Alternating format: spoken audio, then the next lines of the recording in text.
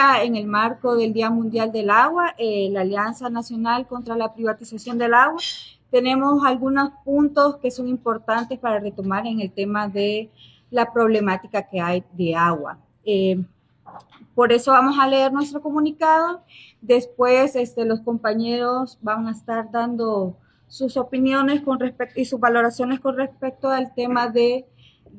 agua, y posteriormente vamos a abrir el espacio para preguntas y respuestas.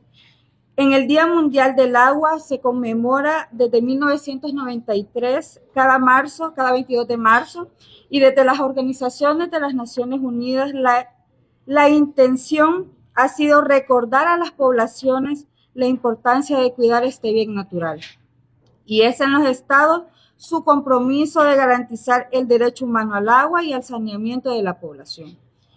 Ese derecho humano adquiere en tanto compromiso entre naciones estándares que permitan medir eficiencia y alcances de la función pública de los obligados en torno a la garantía que brinda para su disfrute efectivo. Estos estándares van desde la cantidad, calidad y disponibilidad del agua que se abastece a la población, y pasa porque el precio que se paga por los servicios de agua potable y saneamiento sea asequible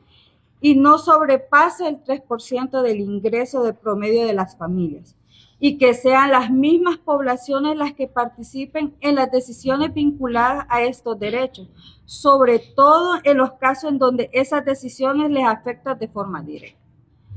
Desde las organizaciones que conformamos la Alianza Nacional contra la Privatización del Agua, hemos realizado análisis profundos de esos estándares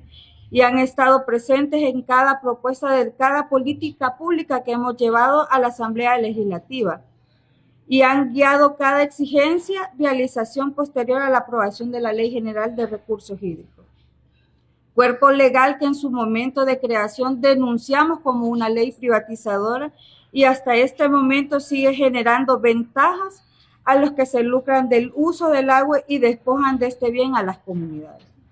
Prueba de esto es la cantidad de permisos concedidos a la gran industria: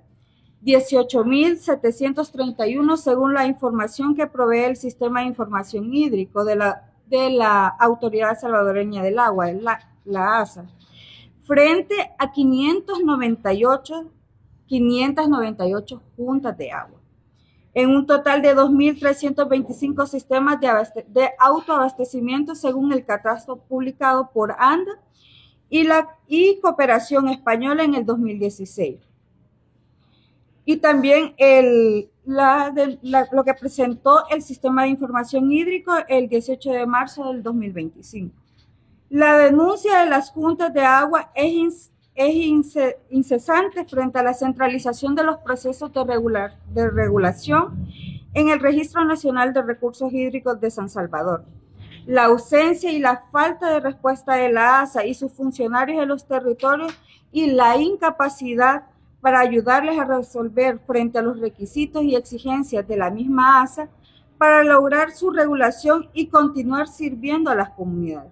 La respuesta obtenida por estos liderazgos que defienden el agua es la modificación del Código Procesal Penal, en donde robar agua será penado con cárcel, y en estos términos abastecerse de agua sin los permisos de la ASA es equivalente a robar. Otra herramienta que devela las verdaderas intenciones de la política pública frente al acceso al agua es el Censo Nacional de la Población de Vivienda del 2024. Según los resultados publicados en octubre del año anterior, es cerca del 50% de la población de El Salvador que está en inseguridad hídrica, y al menos el 21.69% de la población total no tiene ninguna garantía sobre su acceso al agua, porque es la población que va directo a la fuente de agua, tiene pozo o compra a los camiones cisternas. Este último dato indica que hay más de 1.300.000 personas con una falta de atención total por parte de las autoridades, que son las que deberían garantizar este derecho humano al agua a toda la población salvadoreña. Es la práctica en la práctica, tener una ley que en su primer artículo desarrolla el derecho humano al agua, pero que en el cuerpo de la ley no garantiza acciones para su cumplimiento, es igual que no tener una ley. Y es igual que no tener agua. Y estar condenando a morir de sed a la población salvadoreña. El Estado salvadoreño, por al menos 8 países en la evaluación entre pares del examen periódico universal, el pasado mes de enero en Naciones Unidas, para estas naciones hermanas es muy importante tener una ley de agua, pero la pregunta es cómo se garantiza ese acceso real al agua y al saneamiento a la población si no se permite participación ciudadana en la gobernanza de un bien tan estratégico para el país. La política hídrica actual es débil frente a los intereses que priman sobre la implementación del modelo económico que impulsa la administración de este gobierno. Es importante para esta administración seguir ordeñando los fondos públicos a punta de endeudamiento y maquillar las cifras macroeconómicas a fin de seguir siendo sujeto de crédito.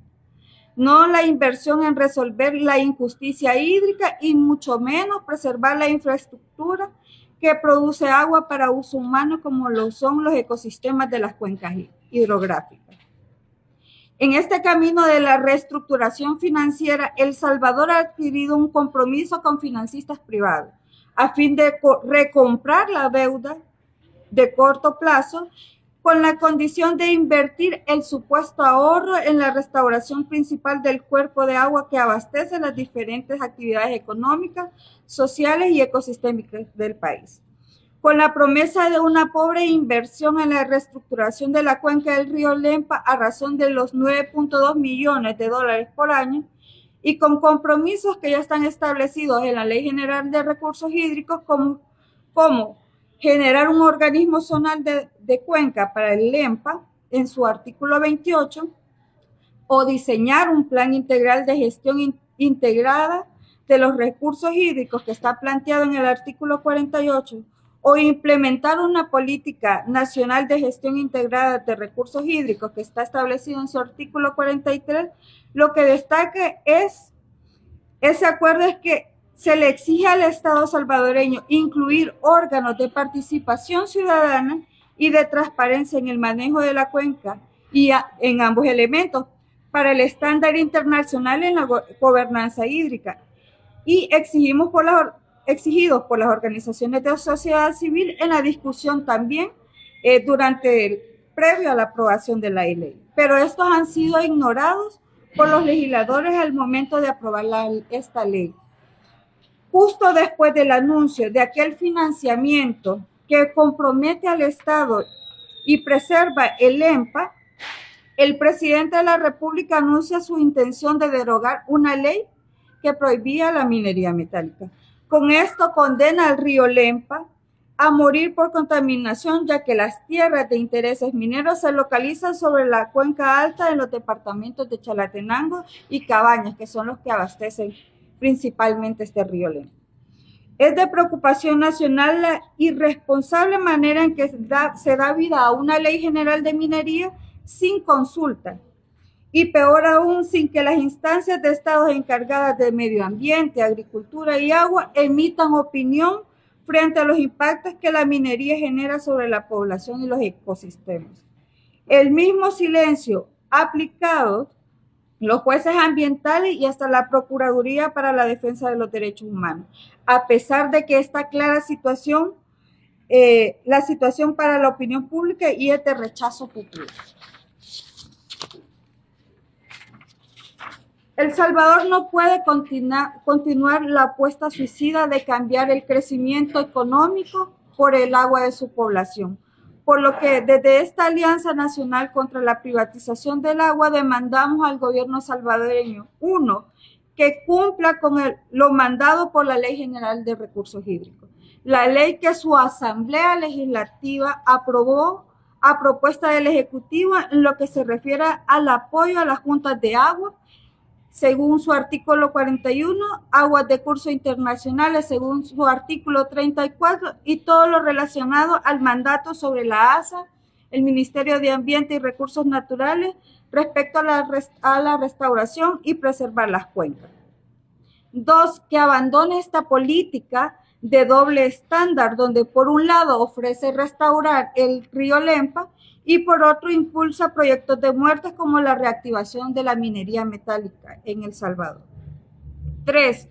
agilice a la brevedad la elección del representante de sociedad civil en la Junta Directiva de la ASA. Modifique la estructura de los organismos zonales de cuenca según su artículo 29, en los que se incluye la participación de la sociedad civil, especialmente juntas de agua, y se abra la posibilidad de crear el comité consultivo de las cuencas con la participación de todos los usuarios de la misma. Por último, que habilite la Ley General de Recursos Hídricos un mecanismo de participación ciudadana y de Contraloría Ciudadana en todos los niveles, y que deje sin efecto la reserva de información sobre proyectos relacionados al agua y saneamiento en manos de ANDA, de la ASA o del Ministerio de Ambiente y Recursos Naturales y cualquier instancia estatal. El acceso a la información y la transparencia, así como la participación ciudadana, tiene estándares internacionales que deben cumplirse y respetarse en la información del Estado, por tanto de la población, y no puede ser reservada. Seguiremos vigilantes de toda actividad que menoscabe el derecho humano al agua de la gente y en apoyo a la organización comunitaria que sigue protegiendo su acceso al agua y el del resto de la población, y denunciando los intentos de maquillar lo que evidentemente es una política pública destinada a hacer del agua y el saneamiento un negocio en donde la población es siempre la desfavorecida.